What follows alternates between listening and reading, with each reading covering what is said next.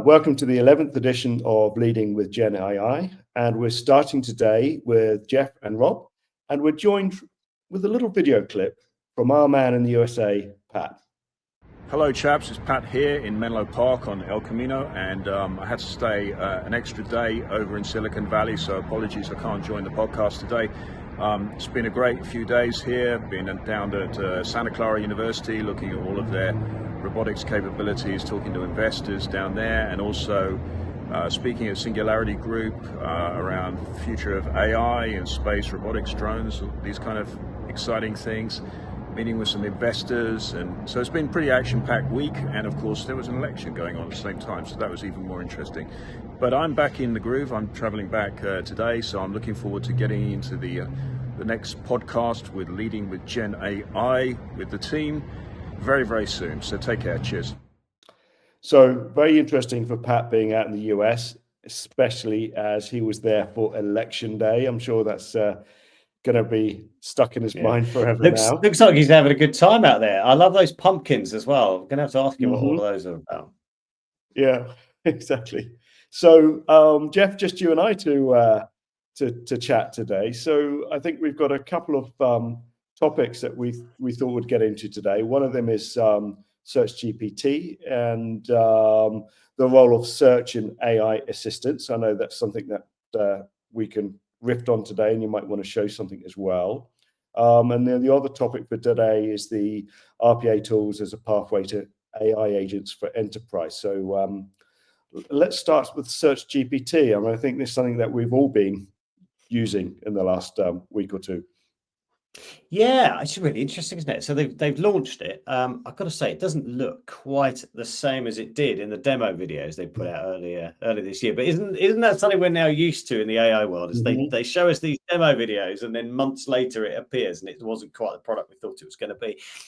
Yeah, I've been able to play around with it. I'm probably the same as you, Rob. I've been using ChatGPT, Copilot, whatever tool, it doesn't matter which one it is, they will do pretty much the same thing, to do basic research on stuff in the way that you probably would have done searches before. I mean, certainly like on technical topics, I don't know about you, Rob, but I certainly use it if I want to research something. You know, in the past, you might have had to search for something and then go and read half a dozen blog posts or something to try and understand the subject matter, whether that was actually a technical subject or something else. And probably over the last few months, I would just put that straight into an AI assistant just to help me find that. And of course, you know, things like Copilot, things like ChatGPT can search the web. Gemini is the same, search the web, and they'll give you those consolidated results.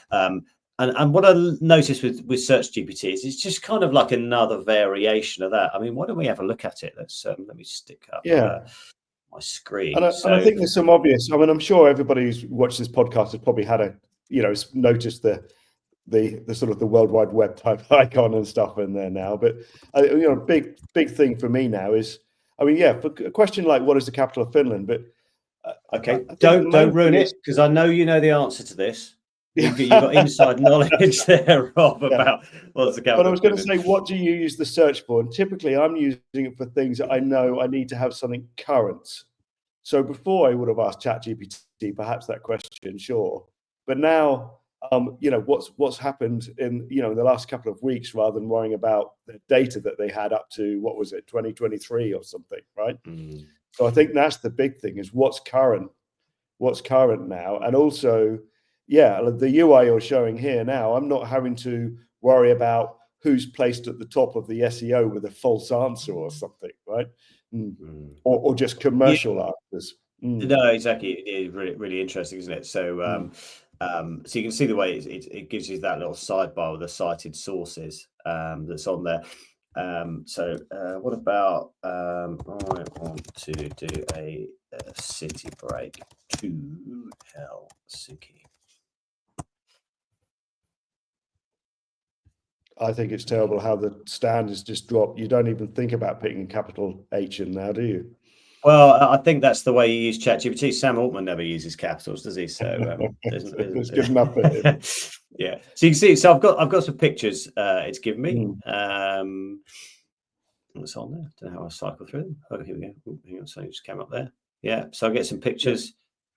Yeah, and that's the other big change, as well as the fact that we've actually got pictures from the search rather than just a text-based Yeah, answer. and I can see it's given me sources. Give me a nice little summary. I mean, I must say on Google, I use Google quite a bit. I sort of switch between various, my work browser is Microsoft Edge. So that obviously defaults to Bing. On my personal stuff and on my iPad, I tend to use Google. I quite like those Google AI summaries and things it gets on there. But yeah, I can see that suggested itinerary. That's quite nice, isn't it, to put in there? And then I've got all my sources. Oops, in that little sidebar that's popped up on there. I mean, I think the thing that's really interesting is people have been trying to break Google's dominance in search for a very long time. And there's that wonderful quote, isn't there, from Satya Nadella, where he said it's something to the effect of, Microsoft has spent over $1 billion trying to crack the search market, and we've got less than 1% or whatever it is. Somebody correct those figures for me, but that's the gist of what he's saying. Is it's nigh on impossible to crack Google's dominance in it. And I guess the change you've got now is, if you think what Microsoft is trying to do with Bing, is it was basically just offering the same experience as Google, but just it's a different search engine. And amazing to think, that the Edge browser has Bing as its default search engine, and that's what you're going to be for many corporates on corporate laptops running Windows. It's going to be Edge, it's going to be Bing. So they've still only got that tiny percentage of the market from there. But it was the same experience, right? It's a search box. You put in what it is you want to search for, and then it finds you results. I guess what we've got that's changing now as to why Google's dominance might get attacked, and it is because now it's going into ChatGPT, it's going into Microsoft Copilot, it's going to Google Gemini. That's your entry point to search for whatever the information is, so that I can see how that will challenge the dominance there. I guess, and there was a blog I wrote about this a couple of months ago. What I find really interesting here is, how is all this SEO stuff going to work, right? Because, there's this kind of unwritten contract, this informal contract, effectively, isn't there? Which is that, I as a website owner, whether that's a major news outlet, for example, or just my company website, I write blogs and content on there so that hopefully it gets indexed by Google, and then I move, if I write good content, I do a really good job of my SEO, then I move up the page rankings, people see it appear in the search results, they click and they land on my site, and this is the key bit, isn't it? So they land on my site, so I'm happy for Google to come and trawl all over my site, because it's going to drive traffic. And then my job from content marketing perspective, or my marketing manager's job, is when people land on our website, that's where we do the conversions, and we've got to do incredible stuff. The objectives, as you say, the objective is conversion. It's that it's not that you necessarily want them to come to the site. It's not that you necessarily want to be top of the search. It's the fact that you want to get the volume of people converting. And how are you going to convert if everybody's going over and using ChatGPT or SearchGPT?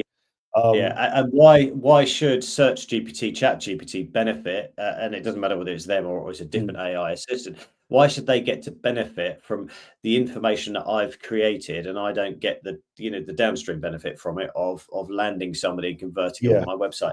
And I haven't yet seen how that problem gets solved. I'm sure we will solve it, because as we've seen, the major news outlets, I think this is in the last week again, Perplexity has had lawsuits filed against it for cease and desist for searching people's websites and using their information.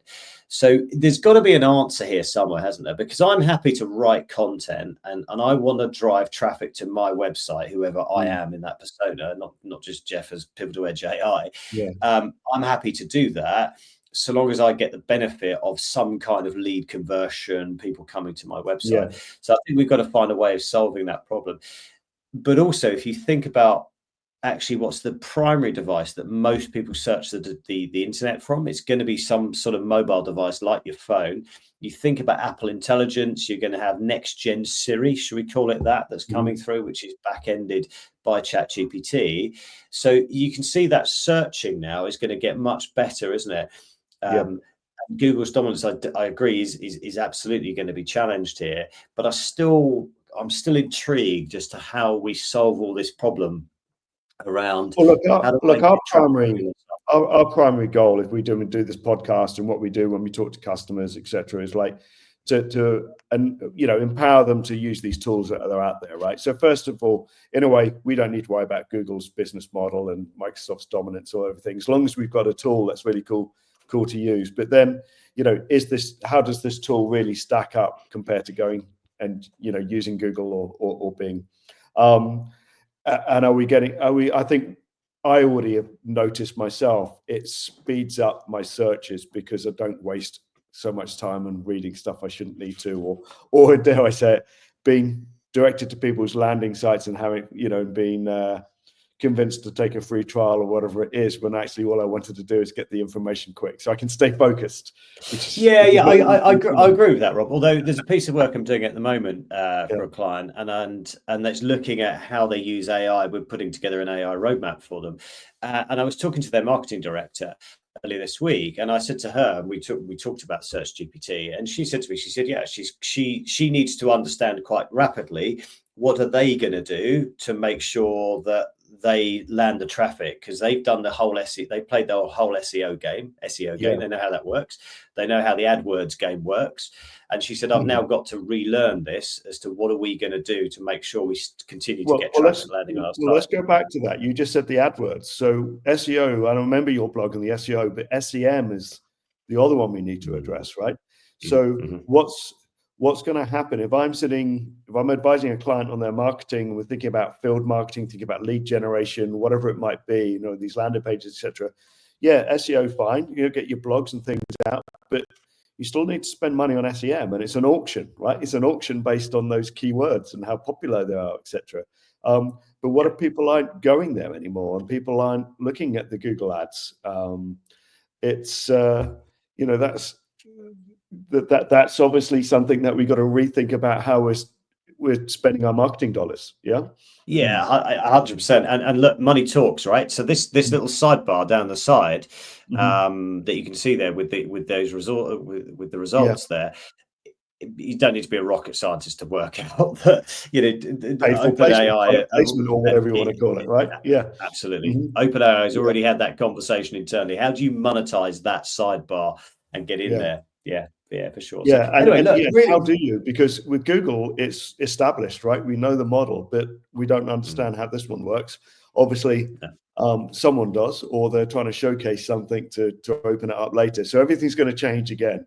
And we've always talked about on this podcast how something can come along and destroy your business case in a moment. Yeah, for sure. But yeah, look, I mean, super interesting. And I think, again, it's another example of just how quickly all of this technology is moving. We are a very, very long way up that exponential curve.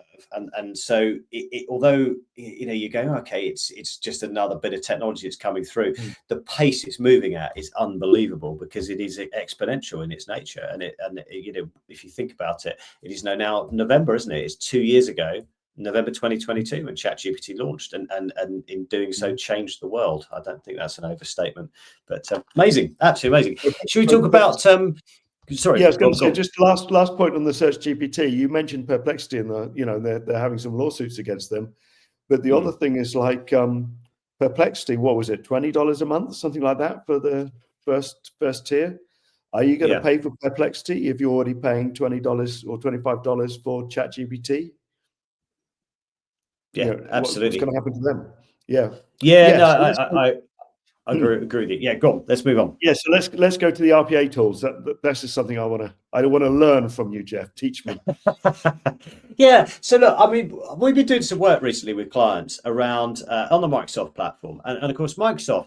I think, God, I mean, this is got to be one of the most unlikely things. If someone had said to you 20 years ago, we're going to have this big AI wave is going to come through, generative AI. This is what it's going to look like. And Microsoft is going to be one of the leading lights in that. You would have gone, nah.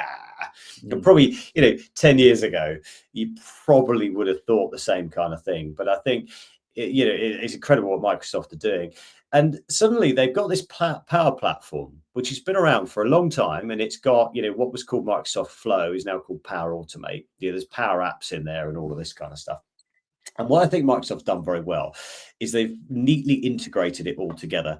And what you could see is the first thing they've done is using agent-based automation, where it's defined steps. And this is the thing we need to be clear about, is what we talk about with agentic futures. Is the agentic futures, the agent has autonomy. It is an agent. It has agency. It can go and do these things itself.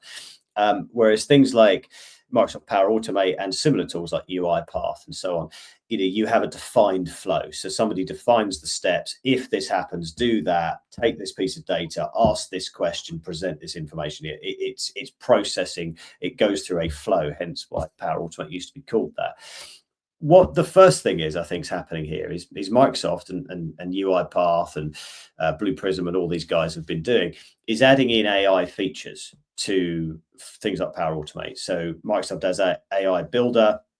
You can use as your AI functions and all of this kind of stuff. So you can now basically use what is effectively ChatGPT, so it's GPT, straight into Power Automate. So you could get it to go and take a piece of text, understand it, extract information, create something new for you. So you've got that first phase, if you like, is it's still a very rigid flow, but it has actually got greater intelligence than it had before. So you could say, I want a bit of automation that's going to monitor a mailbox. It's going to look at emails coming in to a customer service mailbox from our customers.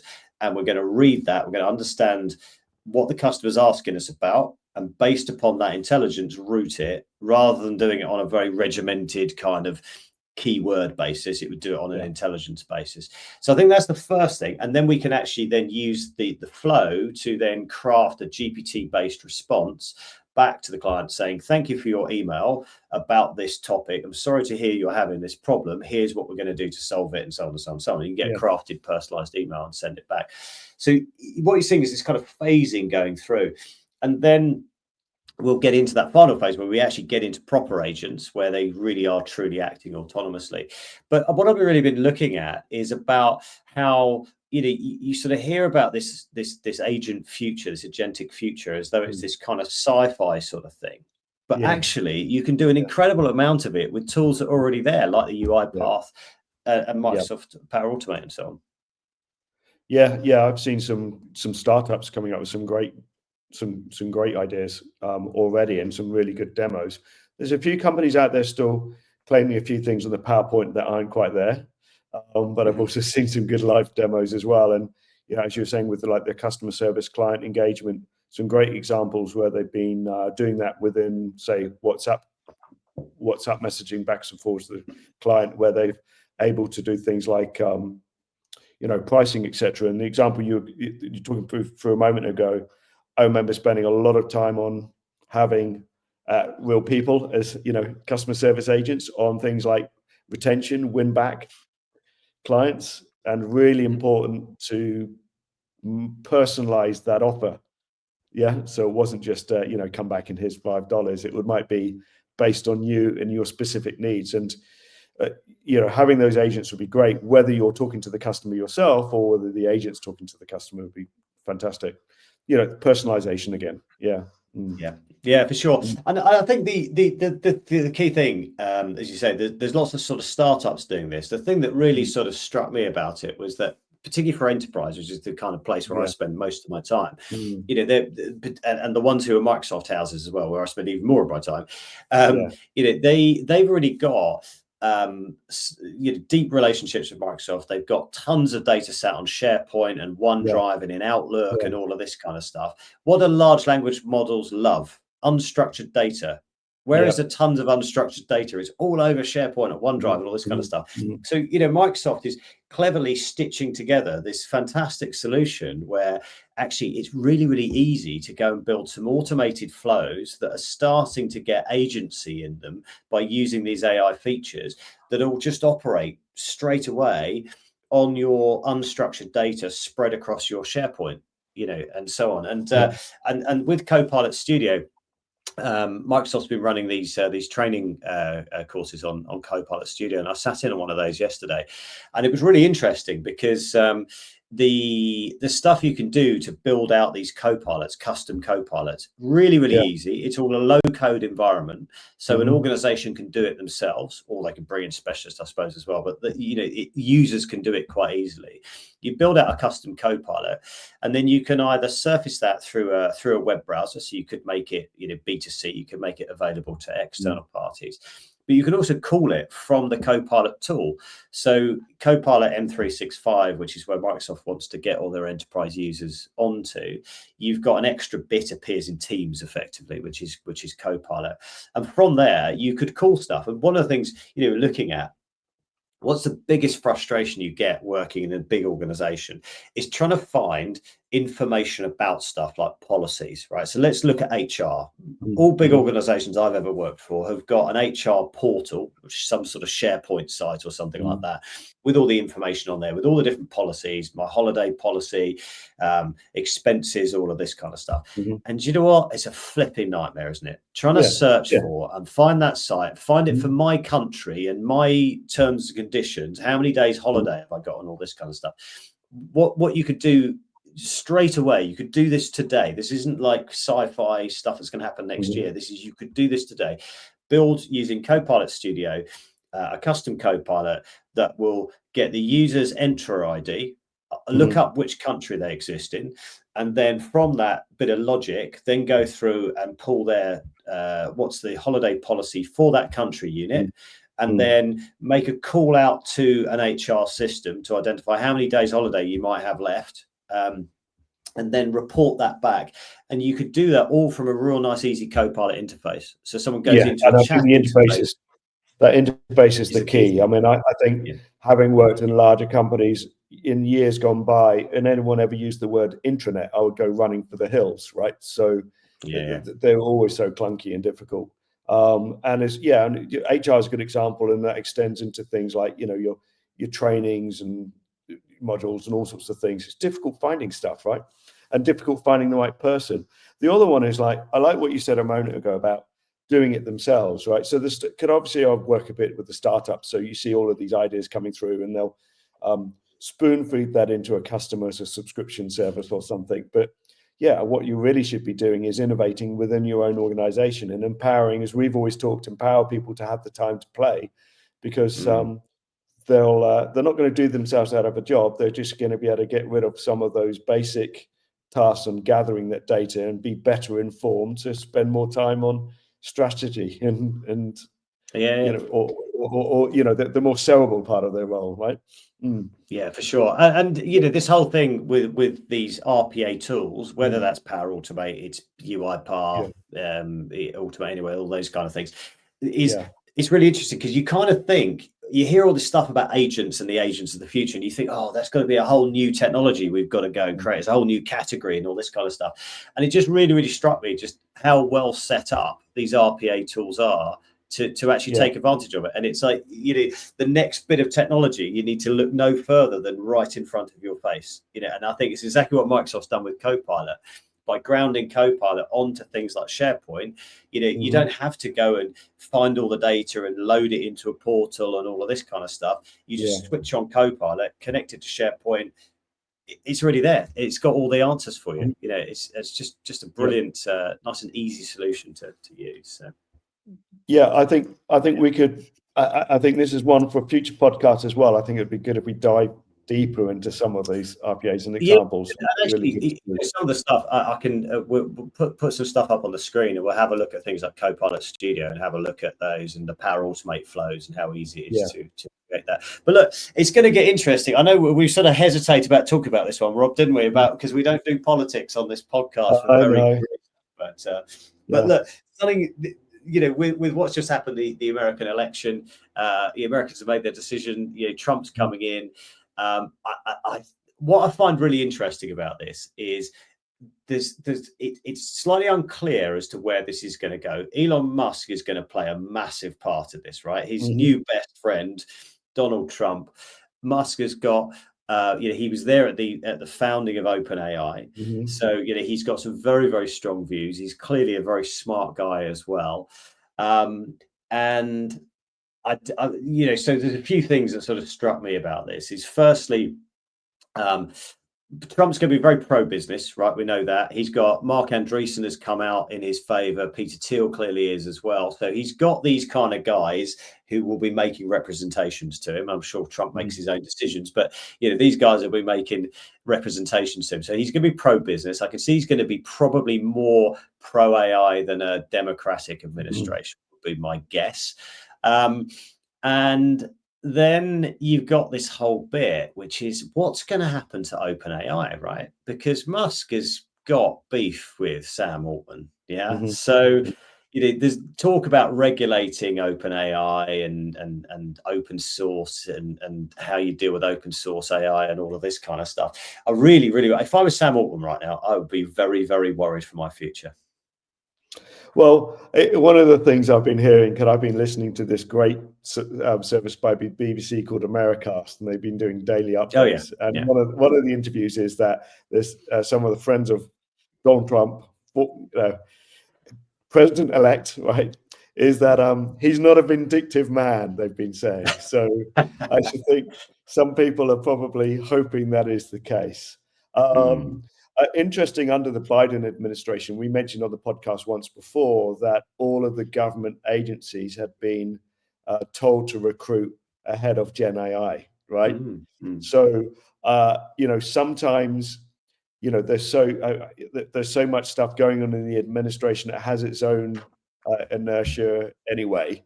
But I agree. I think he's going to be quite pro. We already know he's very bullish on crypto, and hence the reason why Bitcoin is at an all-time high after he came in. He's also saying pro-business, why the dollar is very strong. Now, we work very internationally, so that's going to be another thing. And again, we don't want to get into geopolitics here, but when we hear about this beautiful world tariff, I think if you're on goods and materials and stuff, you're probably a bit nervous right now. Maybe we get away with it within sort of the software world and electronics, and not electronics, but in the digital world, where we're unlikely to get a tariff stuck on coming up with a new search engine or something compared to. But interestingly, most of the technology we use, if not almost all of the technology we use, comes from America, right? So reality is going to set in there. Work both ways. Exactly. So those. I mean, one of the things. So here's the thing. I'm going to come back to this Microsoft thing because I find this really fascinating, and it really affects the enterprise, which is where I spend a lot of my time. So Microsoft Copilot runs on top of GPT. It's effectively ChatGPT run by Microsoft, and it's all secure and all of this kind of stuff. And they own it. They run it. OpenAI doesn't have access to it, broadly speaking. What I find very interesting here is let's just run out some ideas that something goes a bit awry here for OpenAI. Loads of senior people have been leaving recently. Musk isn't a massive fan of Sam Altman. Let's just be blunt about that. So Altman's going to be under a lot of pressure. OpenAI is going to be under pressure. Are they going to falter as a company, and particularly with all the amount of senior people who've left recently as well? Where does this leave Microsoft? Because something that's always struck me is when ChatGPT first came through, we were all like, wow, this is this incredible bit of technology. But then very quickly, other people created something similar. And of course, the whole GPT technology is based on research by Google anyway. So they've very quickly came out with Gemini. There's all sorts of alternatives. There's Llama, there's Mistral, so on and so on. There's so many alternatives. We all thought that a GPT would be a moat, and it's not a moat. And anyone can build one of these bits of tech, And when Musk got upset about the whole OpenAI solution, what did he do? He went and built his own, and there's the whole XAI, and he built it very quickly.